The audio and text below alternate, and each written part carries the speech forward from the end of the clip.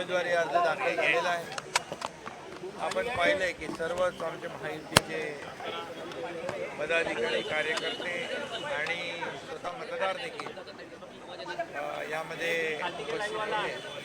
त्यामुळे रवींद्र फाटक यांचा विजय पक्का आहे आणि प्रचंड मताधिक्याने महायुतीचे उमेदवार रवींद्र फाटक प्रचंड मताधिक्याने विजयी होतील हा विश्वास या ठिकाणी व्यक्त करतो।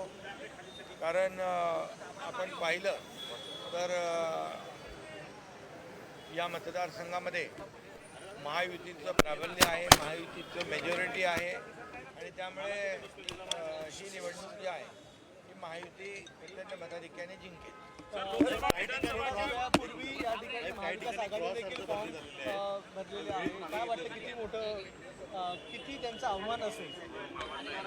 लोकशाहीमध्ये प्रत्येकाला निवडणूक लढवण्याचा अधिकार आहे, त्याप्रमाणे प्रत्येक पक्ष या ठिकाणी आम्ही महायुतीने जशी निवडणूक लढवतोय तसे महाविकास आघाडीचे उमेदवार त्यांनी फॉर्म भरला असेल।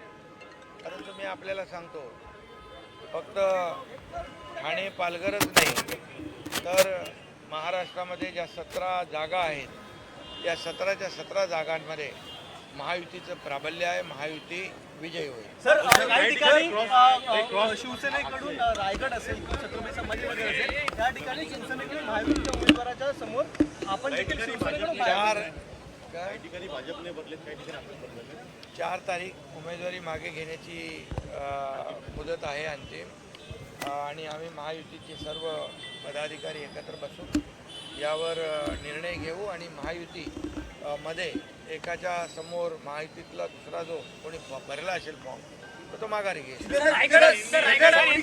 एकत्र येऊ असं अंबादास दानवे म्हणतात, काय वाटतंय? अंबादास दानवे म्हणालेले आहेत दोन्ही शिवसेना एकत्र भविष्यामध्ये भविष्यात एकत्र यायला पाहिजे।